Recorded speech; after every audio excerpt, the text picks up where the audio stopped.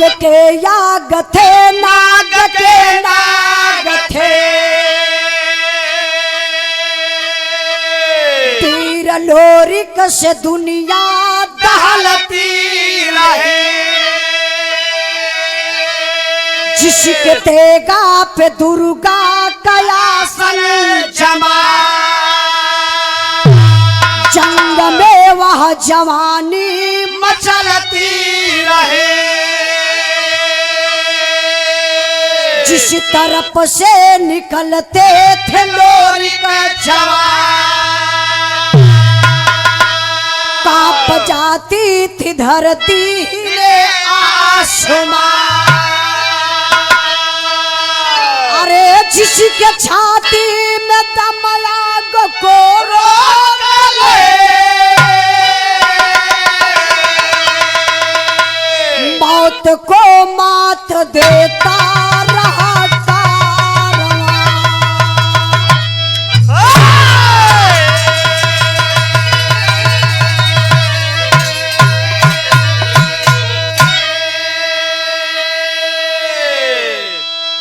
देखिए हम बतौली आप लोगों से कि पहले के बियाहे में आज के बियाहे में कितना अंतर हो गया। अपने यादव वंश के हंस कहे जाने वाले वीर लोरिक, वीर लोरिक रहलन कहाँ के? कहाँ के? अपने उत्तर प्रदेश जिला बागी बलिया का। बागी बलिया का रहे वाला वीर लोरिक, जकरे बाप का नाम बतावल गढ़ बुड़कुब्बे, मतारी का नाम बखैलन, बड़का भाई समरू दादा। एक बार का बात यही बनारस के धरती पर होत का बा मास्टर साहब।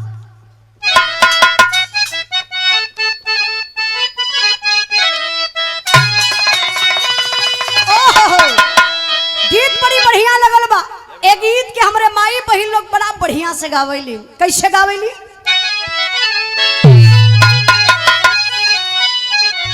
मोरे पिछुआ रवा सोनार के दुकानिया,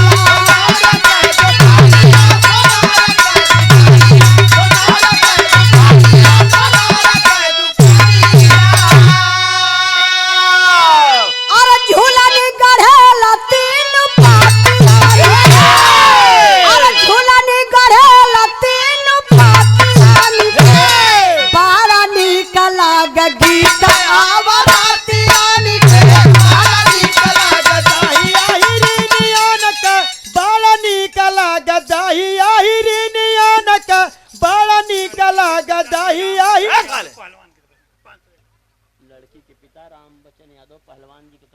लड़की के पिता राम बच्चन यादव पहलवान जी की तरफ से कन्या पक्ष से आप बाबूजी की तरफ से 500 रुपए का पुरस्कार आपके चरणों में बहुत बहुत प्रणाम आशीर्वाद कचा रही। बेटी का बाप हवा कहा जला केहू 10 गो बहू भले घर में ले आ दे, लेकिन एक बेटी का अपने जियत जी अगर बाप कन्यादान नहीं कैलस तो समझी कि वो माता पिता का कोक उद्धार नहीं होले। दुनिया का सबसे बड़ा दान कन्यादान होला। जरा सोचिए, घर से अगर केहू जानवर भी बेचेला हटावेला अपने घर से तो दर्द होला, वो तो बेटी बाटी। बहुत बहुत बाबूजी के चरणों में प्रणाम। 500 रुपए का पुरस्कार देके आप सम्मान केलन। सब भाई लोगन के नमस्ते प्रणाम। उहे गीत का लाइन बा।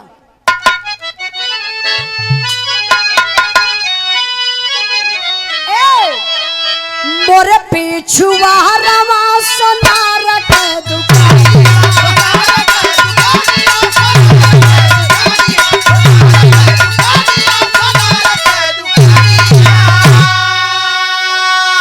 अरे झूलन गढ़ेला तीन पातिया, अरे झूलन गढ़ेला तीन पातिया के, बारा निकला गीत आवरातिया,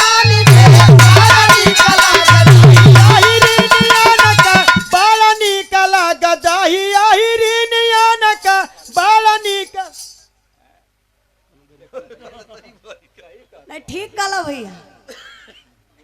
अब वही नहीं हिरन के बारे में जलना है कहाँ। अहिर अगर गुस्सियाई के गरमाई के मार दे भैंसी के एक के हुनी ना तो डायरेक्ट दूध देवे शुरू कर देनी। कहने घिउए बता देला है अगिया पे गरमाहू के ना पड़त अही भैया हमारा ताकत हुए सोचत हो कि हमारे केहू को बहनोई हरो आ गल हूँ। तो देखी बिरहा में भाव बा कैसे मास्टर साहब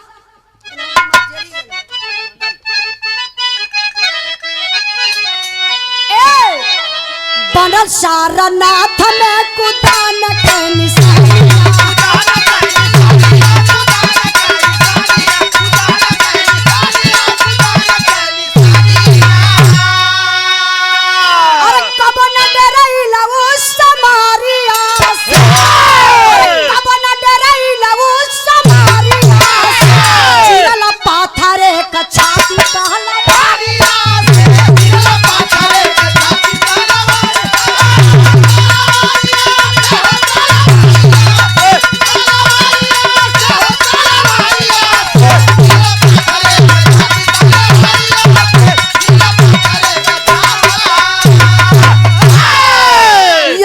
आया जब होली के त्योहार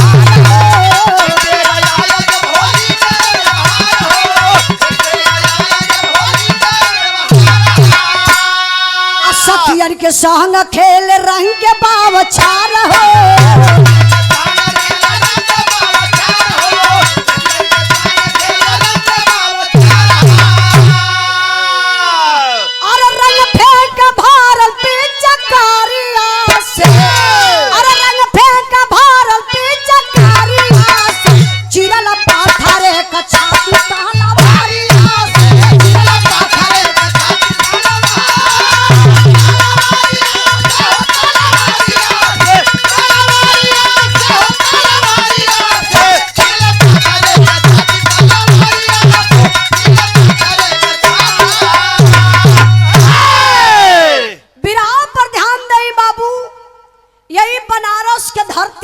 बहुत बड़ा अखाड़ा बा जे भाई गेल हुई ओके पता हुई। सारनाथ अखाड़ा पे कुश्ती रखाइल और वहां मुंह मांगल इनाम रखल गल। मुंह मांगल इनाम ओके मिली जे अखाड़ा का विजेता हुई वही बगलिया में एक लंबी से चौड़ी से कुदान रहे वही के कूदे के रहे। जे दोनों का विजेता हुई ओके मुंह मांगल इनाम दिहल जाई। बड़े बड़े पहलवान अइलन कुश्तिया से सब लोग लड़िले ऐसे सब लड़िले कि वहां अखाड़ा रह कौनो डर ना बा। लेकिन जब कूदे का नंबरवा आवे तो केहू का हिम्मत ना पड़े कि ओ कूदनिया के कूद जायल जाए। नंबर आ गया लोरिक कर लोरिक निंगोटा कसलन ऐसे जंघा पे ताल ठोकलन और जाय के अखाड़ा पे पहलवान से हाथ मिलायल हलन। अखाड़ा का विजेता हो गईलन। और जब अखाड़ा का विजेता लोरिक भइलन तो लोग कहलन कूदनियों के कूदे के पड़ी। तो एक बार लोरिक जाय के ऐसे ही कुदनिया के देखल ऐसे लोरिक कुदनिया के देख के हथवा ऐसे ऊपर कैलन हाथ ऊपर कई के चुटकी 2 बार बजौलन। चुटकी काहे बजौलन आदि शक्ति दुर्गा मतारी के पुकार दलन। कलम माई लाज बचाया और चुटकी बजाई के अब लोरिक पोजीशन बनौला कला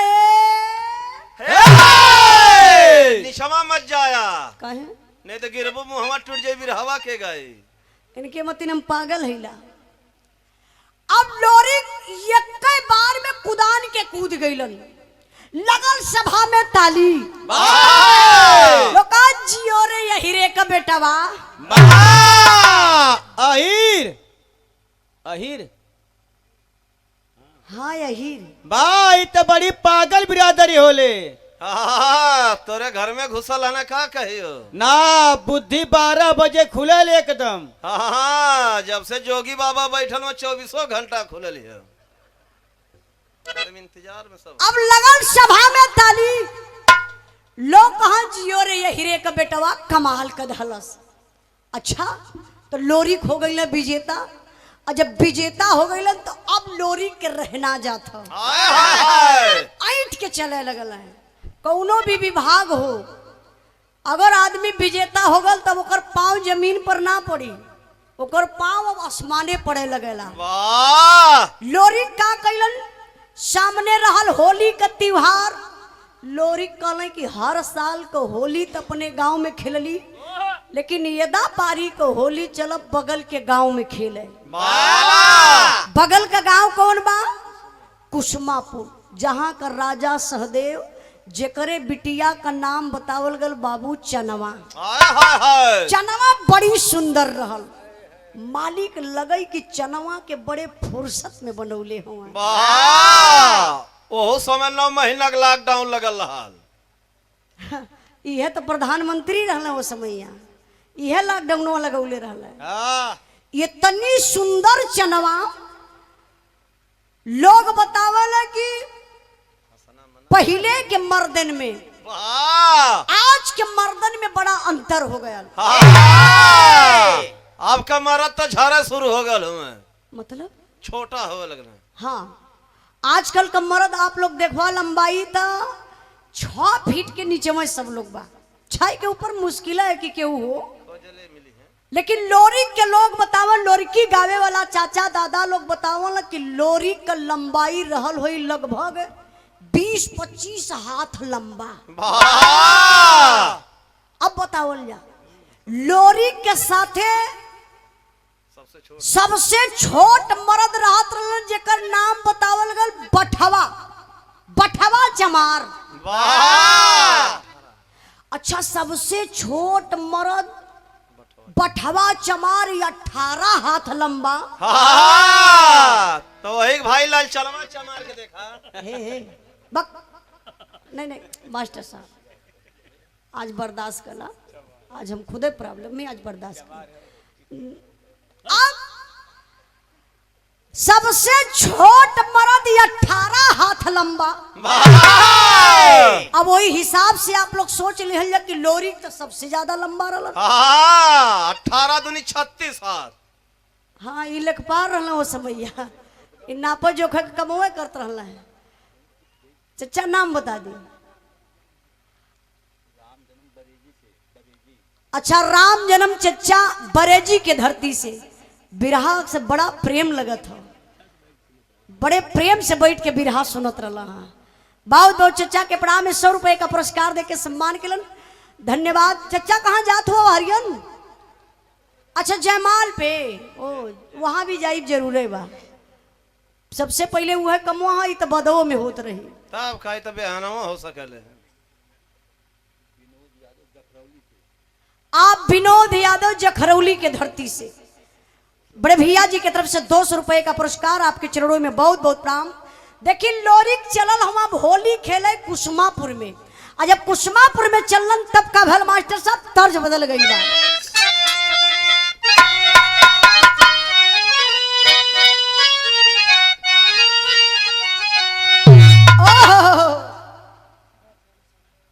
आप सुभाष यादव सराय के धरती से, बड़े भैया जी की तरफ से 100 रुपए का पुरस्कार, आपके चरणों में बहुत बहुत प्रणाम। अब मास्टर साहब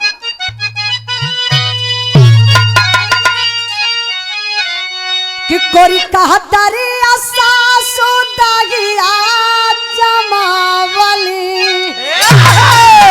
कि कोरी कहतरी सासु दागिया जमावली, अमृत डालनी जो रनवरादा मान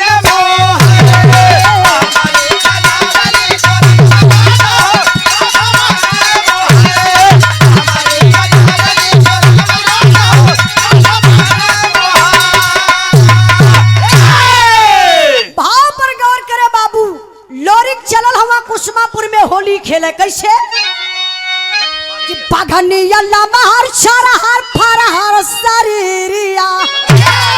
अरे मास्टर साहब कि पगनिया लमहर छरहर फरहर बदानिया, ऐसे गरज लेके पीछे करिया लोरी खो, जैसे गरज कौन से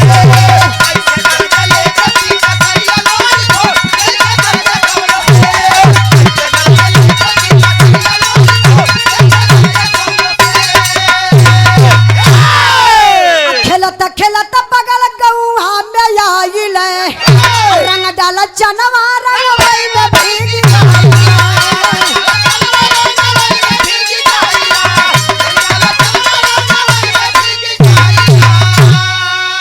अरे थैला दौड़ा के तेही घरिया लोरी खो रंगवा पोतला पोरे पोर। अब लोरिक 5-6 गो लवंडन के साथे होली खेले वही कुसुमापुर में गईलन। और राजा सहदेव का बिटिया चनवा वही छते पे चढ़ के अपन बारी है कंघी करत रहल। अब लोरी के देखलस चनवा तो पहचानत ना बा, देखत बकलस को होई 5-6 गो मरद हम, एम्मा एगो ई मरद ह। वाह कि जोगी बाबा का साड़ है। काहे कि कौनो मरद बा कि देवता बा, चनवा पहचान ना पावत बा, तबले लोरी करीब आई गईलन। अब चनवा चिन्ह गईल, कल अरे अरे अरे अरे अरे अरे अरे ई त गढ़गौरा का लोरी खौए हो। तबले चनवा गईल पलटी में रंग घोरलस। रंग घोर के लेके आइल वही बरजा पे चनवा ऐसे खड़ी बा, भर बल्टिया का रंगवा लोरी के ऊपर फेंकलस कलस। अरे अब लोरी के ऊपर जब रंग गल तो लोरी 3-4 कदम पीछे घुस गईल। कले साला रंग वो भी ललका रंग गिर रहा है और कोनो कलर ना रहा, ये ओरिजिनल कलर होला। काले साला रंग एक कहां से आ गया, यहाँ वहां लोरी के देखो तो वो समझ ना पौलन।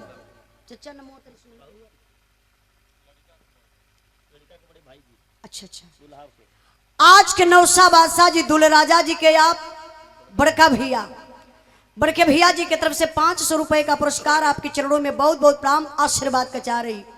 विराह पर ध्यान दें बाबू। अब लोरी यहाँ वहां देखल कि रंग आयल कहां से, तबले लोरी कन्नी गहिया ऐसे ऊपर छता पे चल गई।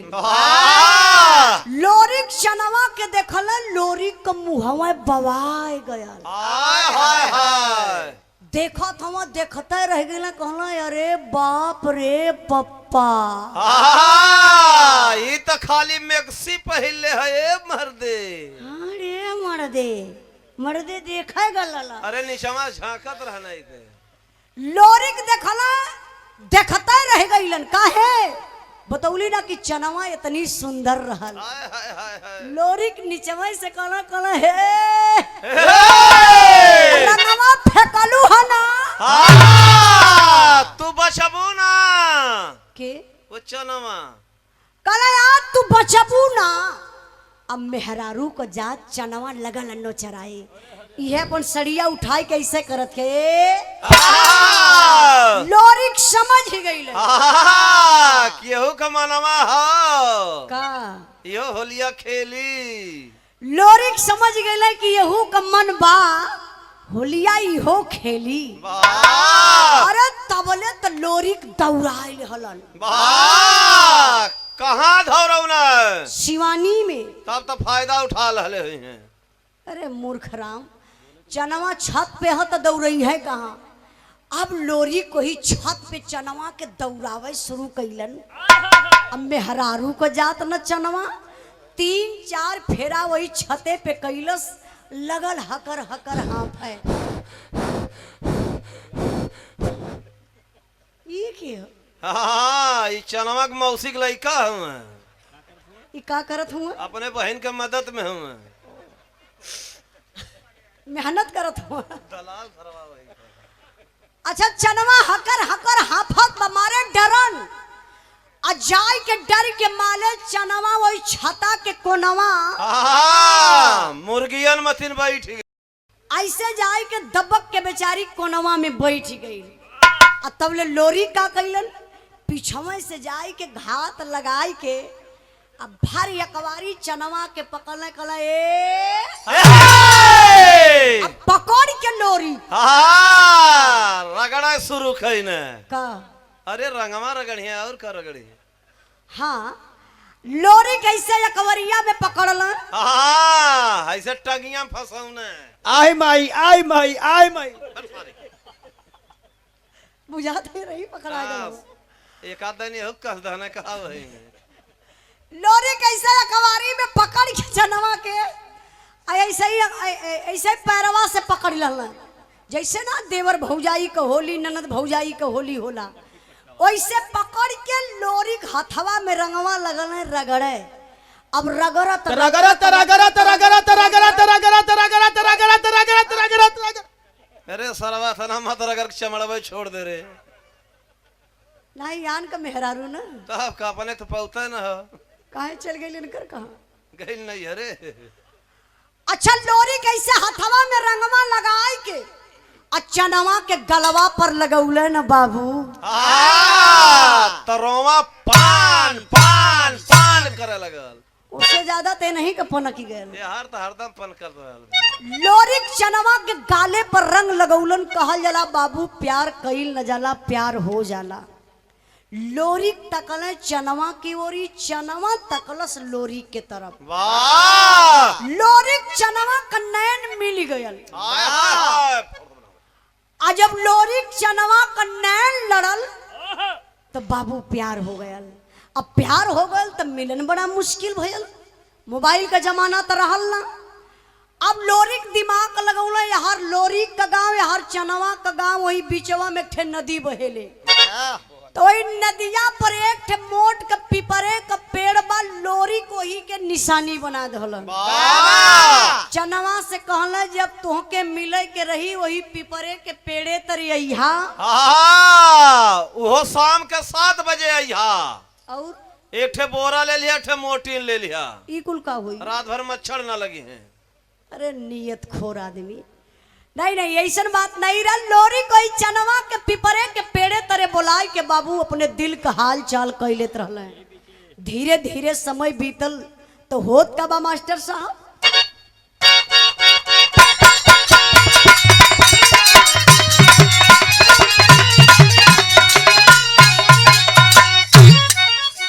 बड़ा बढ़िया तर्ज लगल बा मास्टर साहब। ले लो नहीं तो फिर रुको के पड़ी। नमो बता दी भैया।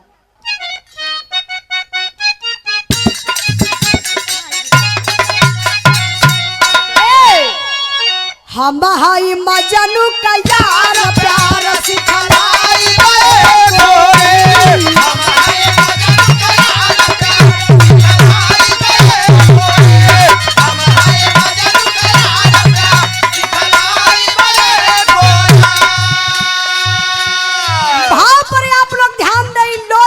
चनवा में प्यार बा लेकिन यही जा गजब होत बा। गजब का भेल प्यार नहीं होला खेलवा यार बतलाई बतोह के।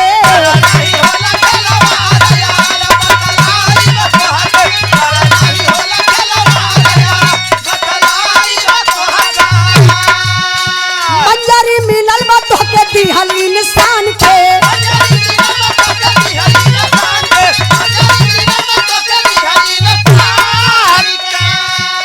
हमारा के प्यार मिलल दिहल भगवान के।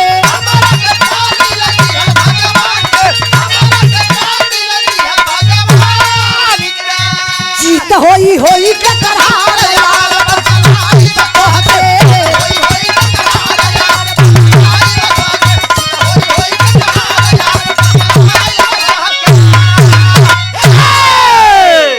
कहानी पर ध्यान दे बाबू। लोरी चनवा का प्यार बा यही बीच में लोरी का बियाह हो गया। अच्छा लोरी का बियाह कैसे होत बा। ई लोरी का मजबूरी रहल। अगोरी खास सोनभद्र। सोनभद्र का राजा जिसका नाम बताया गया बाबू राजा मुलागित। इतना बड़ा वो अयासी राजा था। आसाराम का भाई रहल खा सरवा। बहुत बड़ा अयासी था। केहू के घर में बहन बिटिया पैदा हो जा रजवा के पता चल जाए कि फलाने के घरे बिटिया पैदा हो गई बा एगो धागा भेजवाई के वही सौरिये में कलाई में बधवाई दे। ए लिए कलाई में धागा बधवावे कि जौने दिने ई बिटिया सयान होई, एकर बियाह होई, एकर सबसे पहले इज्जत हम लूटब, सुहाग रात हम मनाई। बियाह होई दूसरे से, सुहाग रात राजा मनाई। आई उ लड़की हमारा बंगला पर रात बिताई, सुबेरे को करे बाद अपने ससुराल जाई। अगोरी खास के सारे लोग परेशान थे। देखा आज लोकतंत्र है, पहले राजतंत्र हुआ करता था। राजतंत्र का मतलब कि राजा का बेटा ही राजा हुई, जो रानी के गर्भ से पैदा भैल बा, चाहे वो अनहर हो, चाहे लंगड़ा हो, चाहे लुल्ला हो, चाहे आधा दिमाग का हो, लेकिन राजा का बेटा है तो राजा उहे बनी। लेकिन आज धन्य है बाबा साहब, हाँ ऑपरेशन तो बहुत बढ़िया से कैलन, धन्य बाबा साहब। आज जो आप लोग वोट देते हैं बाबा साहब की देन है। आज के नेता तो अपने अपने कुर्सी के चक्कर में कहते हैं कि हिंदू खतरे में, मुसलमान खतरे में, लेकिन मैं आप लोगों से बताना चाहती हूँ कि न हिंदू खतरे में न मुसलमान खतरे में। अगर आज कुछ खतरे में है तो बाबा साहब का संविधान खतरे में, इसको आप लोग बचा लीजिए। आज लोकतंत्र है, हर 5 साल पे अपने मनपसंद राजा हम चुन सकते हैं, लेकिन उ रजवा का करे, सबके बहन बिटिया का इज्जत जब लूटे तो अगोरी खास के लोग परेशान हो गई। वही अगोरी खास के रहे वाला एक यादव जकर नाम बतावल गर बाबू मंगल माहर, जकरे बिटिया का नाम मंजरी रहल। मंजरी बड़ी सुंदर रहल। अब मंजरी के भी कलाई में रजवा धागा बंधौले बा, इंतजार करत बा कि मंजरी अब सयान हो गई बा, एकर बियाह होई, एकर इज्जत लुटाई। लेकिन हर बाप के अपने बेटी का चिंता होले। हर बाप सोचल कि हम अपने बिटिया का सम्मान से शादी विवाह कई के अपने बिटिया का विदाई कर देई। लेकिन आज मंगल माहर के टेंशन बढ़ल बा, लेके रिश्ता हर बार घूमत हमें, कौनो यही तैयार ना भइलन है बदे, यही लिए यही तैयार ना भइलन।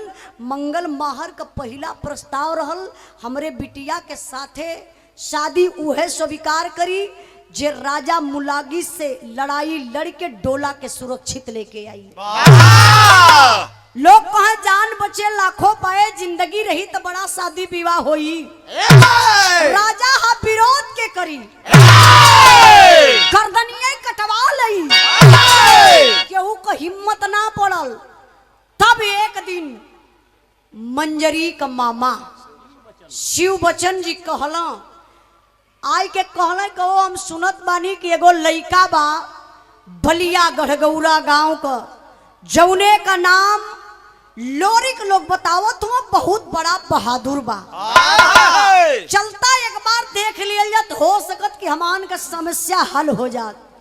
अब यहाँ से मंगल माहर शिव बचन मंजरी का मामा अइलन कहाँ, गाड़ी घोड़ा का पहले सुविधा ना रहे, पैदल सोनभद्र से बनारस होते हुए गाजीपुर होते हुए बलिया पहुंच गईलन।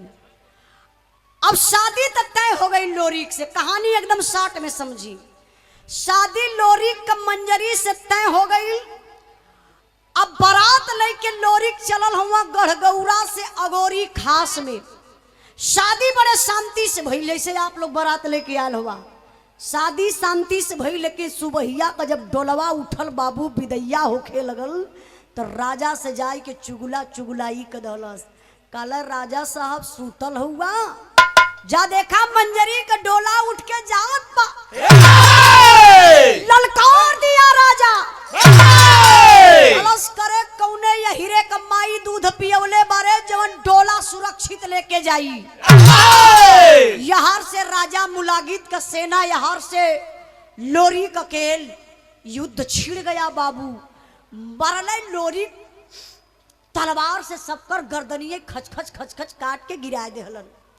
लेके डोला अइलन कहाँ, हमरे ड्राइवर भाई लोग अक्सर वो रोड पर जात रहल मारकुंडी, मारकुंडी पहाड़ी पर अइले, डोलवा लोरी के रखल। मंजरी वही डोलवे में से काली पति देव हमरे नैहरे का पहला डोला बा जवन ई सुरक्षित जात बा। एक काम करी, हमरे नैहरे में कोनो निशानी दे दई जवन आवे वाला दिन में तोहके लोग याद करी। 12 पीर लोरी निकाल लिया तलवार, खींच के मरले तलवार। बाबू एक बहुत बड़ा पत्थर है, पत्थरा 2 टुकड़ा में हो गया।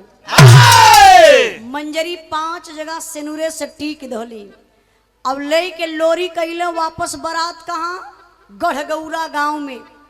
नात रिश्तेदार बहिन जुटले हो, तबले खबर मिलल के चनवा के जोन प्यार करत रहल लोरी से, कहलस कहो ई ममवा प्यार हमसे कैलस, जिए मरम मरे का कसम हमरे साथे खैलस। अब बियाह मंजरी से कलस, बोलौलस चनवा लोरी के वही पिपरे के पेड़े तरे। अब बोलाए के बाबू ताना कसे लगल हो। अच्छा कहलस का मास्टर साहब 1 मिनट, हमारे बबलू भैया की तरफ से बाबा साहब के सम्मान में, हम समझ गए भैया, बाबा साहब के सम्मान में पुरस्कार देके सम्मान के लिए भैया के बहुत बहुत प्रणाम आशीर्वाद का चाह रही। और घराती पक्ष का जो जिम्मेदार व्यक्ति हो, थोड़ा सा जाए के उस साउंडवा कम करा दी, डीजेवा वाला थोड़ा सा कम हो जाए, तब वो जयमलवा उतने शौक से हुई।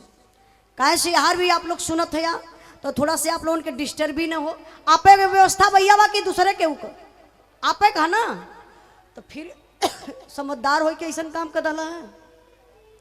वहाँ इतने बजावा जो जितने में जयमाल हो जाए, ताकि इतना भाई लोग अपन नींद बर्बाद करते हुआ, टाइम वेस्ट करते हुआ, तेना उनके दिक्कत ना हो। ठीक है ना भैया? जा जल्दी से जा, हल्का कम करा था, मीठे मीठे बजैया। आई बिरहा पर ध्यान दई।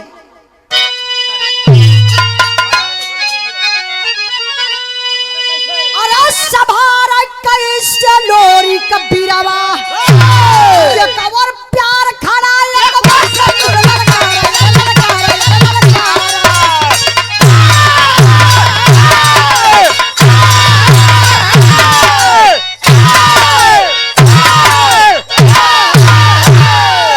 झंखा लोरी का नौजवान चनवा भरा मुस्कान मारा बतिया कबाल लखिया मार के हंसे।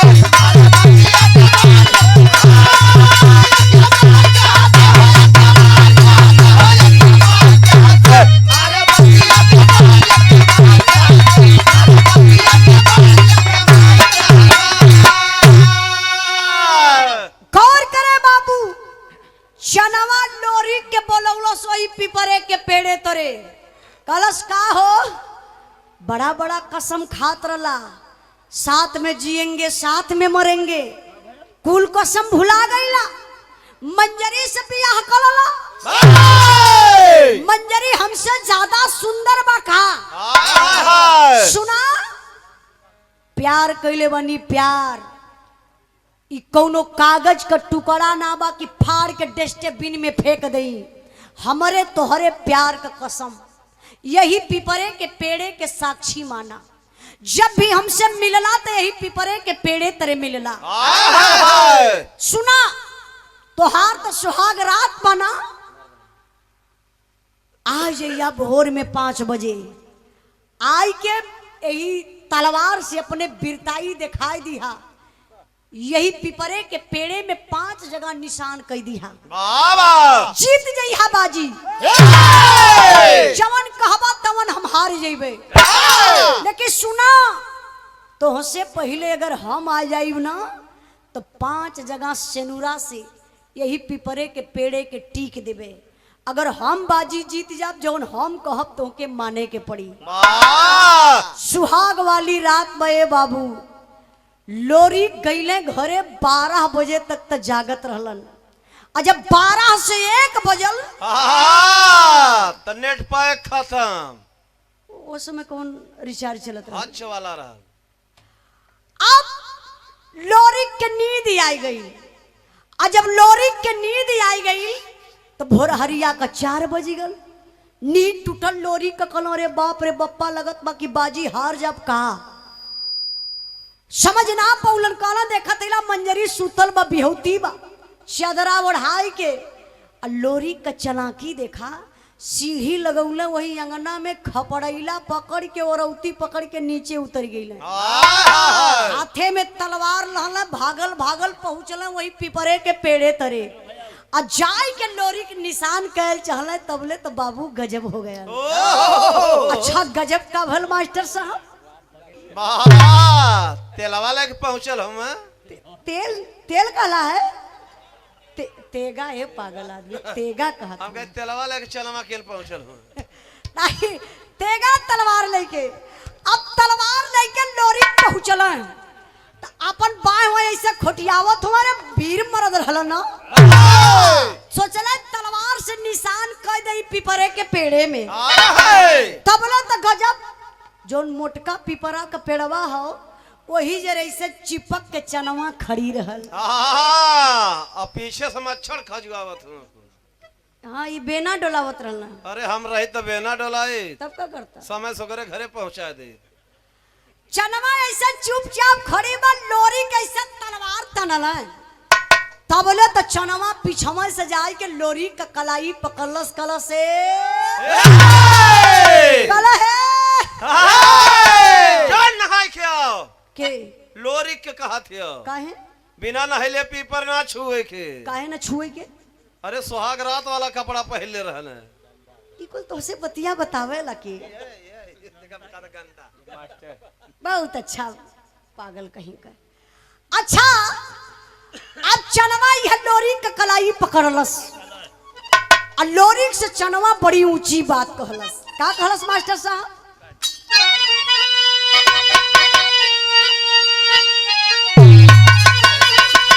अरे दुल्हन क्या संग रहला सुतलया राजा तोहार निदिया नहीं टूटल हो राजा तोहार निदिया नहीं टूटल हो राजा तोहार निदिया नहीं टूटल हो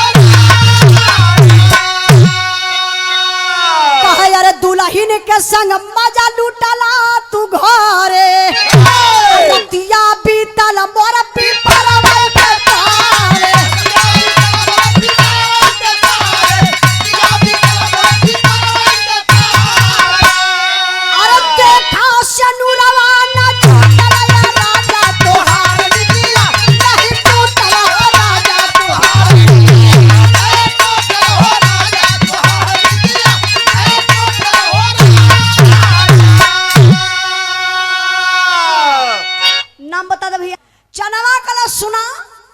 दुल्हन के संग रहला सूतल ये राजा तोहार निदिया नहीं टूटल ये राजा दुल्हन के संग मजा लूटला तू घरे रतिया बीतल मोर पिपरवई के तोरे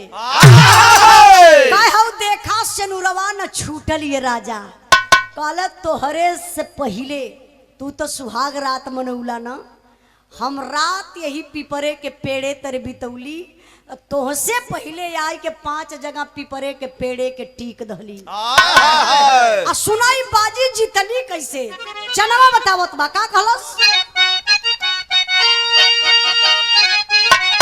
अरे बाजी हम के जीतवला गोसैया हमारा के लेके परब चल सैया हमरा के लेके परब चल सैया हमरा के लेके परब चल सैया अरे बिरहिन का किस्मत बाप चलया राजा तोहार निदिया नहीं टूटल हो राजा तोहार निदिया नहीं टूटल हो राजा तोहार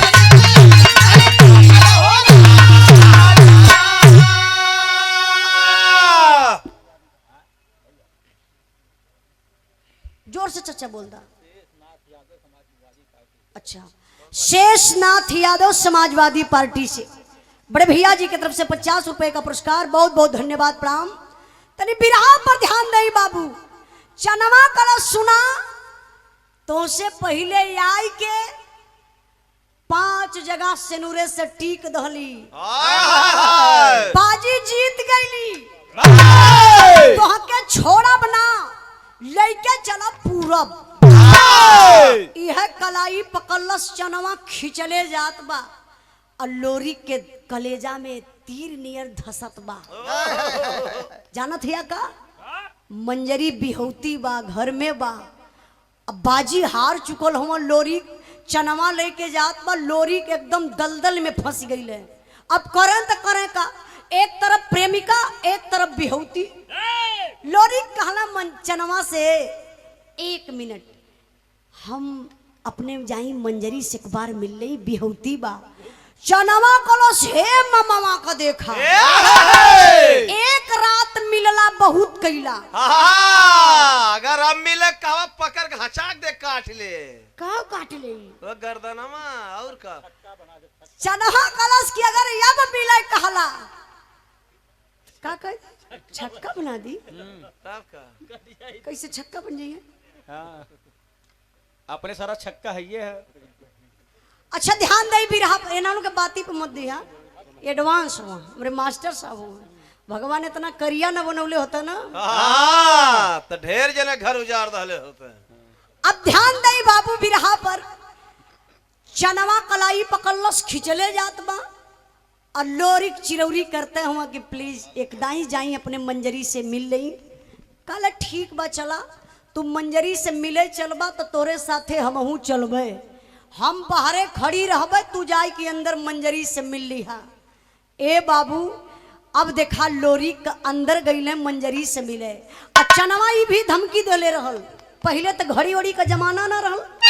चाचा दादा लोगन से पूछिया पहले घड़ी ओड़ी ना चलत रहल। लोग जब देखे के रहा टाइम तो सूरज देख के बता दे, चंद्रमा देख के बता दे कि कोई बज गल हो। अब चनवा कलश की 3 बारी है अपन एड़ा जमीन पर धमकाई। हमारे पायल का आवाज छम छम करी और तोहरे कान में जाई तो तुरंत निकल के बहरे आ जाई। लोरी कैले अपने बिहौती मंजरी के पास, कहना प्यारी वचन हार चुका हूँ, जा रहा हूँ, मुझे माफ करना लेकिन मान मर्यादा को बचा करके रखना, तुमसे मिलने में फिर आऊंगा। मंजरी रोवे की रोइबे न करे बाबू। जरा आप लोग अपने पर लेकर के सोचिए कि बिया भयल सुहाग रात मनौला अब पति पत्नी का दूरी होत बा, वो कैसे जुदाई बर्दाश्त होई। मंजरी भी रोवे और लोरिक भी रोवे। यहाँ चनवा बहरे खड़ी बा एड़ा उठौलस और जमीन पर 3 बार अपन एड़ा धमकौलस। 3 बार जब पायल का आवाज बाबू कान में पहुंचल लोरी के, जैसे का तैसे बहरे आई गईलन। अब फिर पकड़लस चनवा कलाई खींच के ले जात है और वही बगलिए में बाबू तौले संवरू दादा लोरी का बड़का भैया वही गैयन के चारा चलावत रहलन। लोरी के देखना संवरू दादा के कहना जाई एक दाई दादा से मिल नहीं तब चली। जैसे ही जाई के लोरी ऐसे संवरू दादा का पैरवा छुअत हुआ कहना बाजिया बाहरे संवरू का सार। जैसे ही पैरवा छुअलन संवरू दादा एक बार लोरी के देखलन, एक बार चनवा के देखलन। कहलन लोरी का एक पे एक फ्री हो कारे करे। अब वही हम तोर कल ही बियाह कैली कहाँ से रे। अब लोरी के बतिये न बा कुछ देरी तक कैसे खड़ा हुआ। समरू दादा कहला बोल बोल खड़ा मत रही कौन बा। कहला दादा चनवा बा यही से प्यार करत रही, बाजी हार गईली लेके पूरब जात हो। समरू दादा लगल है रोवे। कहला जो रे लोरी मान मर्यादा के मिट्टी में मिला देले, हमरे दुआरे का पानी के पीरे गैया दुहली पनियो ना मिलौली तो के वैसे हम अगबे दूध पियौली। आ तो चमड़ी पर आ गईले। चल जो मर जाई हमार दुआर करे बदे मत आए जो लोरी। लेके लोरी के चनवा बाबू चल गई पूरब। धीरे धीरे 20-25 साल का दिन बीतल। एक बार लोरी के याद आयल मंजरी के। चलल हम 20-25 साल के बाद लोरी मंजरी से मिले। चललन कैसे मास्टर साहब आल्हा कलाई।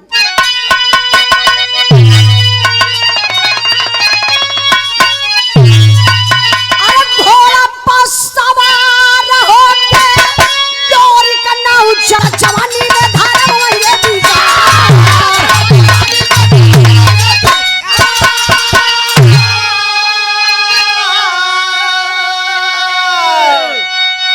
ध्यान दे बाबू। 20-25 साल के बाद चलल हम मंजरी से मिले बदे। कैसे? उड़न घोड़ा से। पहले लोग बतावे कि घोड़न के पंख लगल रहे, लोरी के ऊपर अइले, सबकर हाल चाल पूरे गांव को ले हलन। और जब अपने अंगना के बीचों बीच अइलन, एकदम ब्रेक लहना सफारी बनौले हम। लोरी कैसे ऊपर में रात हम, अजोरिया रात रहल, मंजरी वही अंगना में सूतल बा। लोरी के ऊपर से देखल कहना कहो मंजरी तो सूतल बा। अब मंजरी के ठीक बगलिए में एक पट्ठा नौजवान मर्द सूतल हो। अब वो मर्दे के देख के लोरी का खून खौल गल, आग बबूला हो गईलन। कहना कहो हमरे जियते मंजरी दूसरे मर्दे के साथे सूतल बा, ये बर्दाश्त कैसे होई? कहला सूतले दुनहुन का गर्दनिया काटब। लोरी को ही ऊपर से बाबू तलवार निकलन मंजरी का गर्दन काटे बदे। तब तक आदि शक्ति दुर्गा मतारी लोरी के मरले खींच के एक तमाचा ताली करे। लोरी का पगल आ गई ले, तोरे शर्म ना लगत बा, तू का करे जाथे? लोरी कले माई पागल ना हाउ देखा मंजरी के। माई दुर्गा कली करे मंजरी सूतल बन रे। लोरी कले माई मंजरी के देखत हूँ। अब मंजरी के बगलिया में कौन पट्ठा नौजवान मर्द सूतल हो के ना देखलू। दुर्गा माई कली ओहो लोरी खरे त ना पहचानत हूँ कौन मर्द सूतल हो। लोरी कला माई हमके पहचानऊ के ना बा, पहले गर्दनिया काट लेवे दा। दुर्गा माई कली एक मिनट तो गर्दन काटल चाहत है ना। लोरी कला हाँ माई गर्दन ते काटब, अब दुनहुन का काटब। मंजरी हमार बिहौती बा, ई कैसे जियते माछी घोटाई, ई दूसरे मर्दे के लेके सूतल बा। हम तब मजबूरी में ऐसा कदम उठौली। तब दुर्गा माई कली एक मिनट लोरी हमार दूगो सवाल है जवाब देवे का, दूगो सवाल का जवाब दे दे, ओकरे बाद तू गर्दन काट दी है। लोरिक सिनेमा ठोकत हो, हाँ माई दूगो सवाल ना 10 गो सवाल का जवाब देव, लेकिन गर्दनिया काटो। दुर्गा माई तब सवाल करत है। सवाल का रहल मास्टर साहब,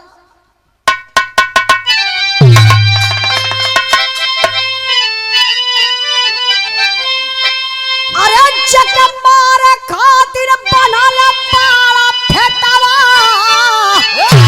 शीतल मंजरी की गदिया में तोरत बैठवा।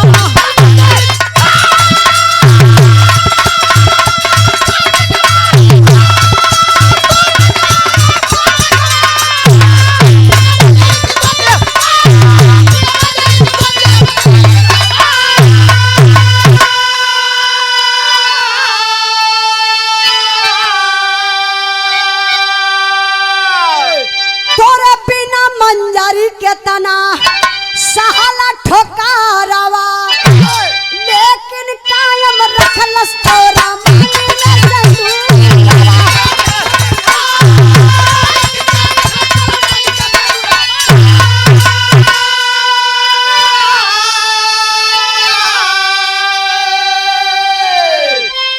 आदि शक्ति दुर्गा मतारी सवाल कैली लोरिक से।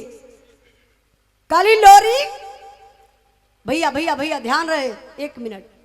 का लोरी पहला सवाल हमारी बा, तब मंजरी से बियाह कैले। लोरी कला हाँ माई मंजरी से बियाह कैली, अम्मा कवन चोरी। दुर्गा माई कली ठीक बा। एक और बात बता, लोरी की दूसरा सवाल हो, मंजरी से बियाह कैले, ये बताओ मंजरी के साथे सुहाग रात मनौले की ना। अब लोरी कैसे हाथ जोड़ के मुड़िया नीचवा कई के अंगूठवा से माटी खनने लगल है। दुर्गा माई कली बोल बोल बोल। लोरी कला माई तो का करबो सुहाग रात के बारे में जान के? काहे? अरे देवी उनके का जरूरत है? कहा माई गलती हो गई, कहा गलती ना रे बेटा, तोर नदानी रहल। मंजरी से बियाह कैले, मंजरी के साथे सुहाग रात मनौले। आज 20-25 साल के बाद न तयवत थे रे। ई बताओ गर्भवा तोर इंतजार करी, था अबे तब बच्चा पैदा हुई।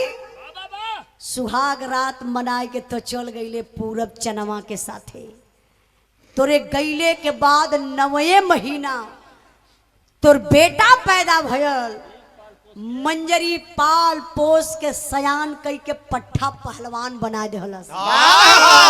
इतना ना लोगन का बड़ा ताना मेहना मंजरी सुनलस, लेकिन तोरे नाम का सिंदूर पहिनत रह गई, तोरे मान मर्यादा के बचाए के मंजरी रखलस। आ जब बेटा तोर पैदा भयल ना, देख बेटवा का नाम अभोरी के रखलस। जवन तो कहत है मंजरी के बगल में वो कौन पट्ठा पहलवान सूतल हो, अरे लोरिक तोर बेटा अभोरिक बारे। अरे बाप रे बप्पा इतना बड़ा पहलवान। लोरिक के अंदर से कलेजा कांप गयल, आंख से आंसू छलक गल। कहा माई क्षमा कदा माई, आज बहुत बड़ी गलती से बचा लू माई। अपने हाथे अपने जन्मले के मार के कहवा समाज में मुंह दिखाई थो माई, क्षमा कदा माई। दुर्गा माई कली तुके क्षमा करब कब? जब दोनों गिरा के आखिरी भाव मास्टर साहब।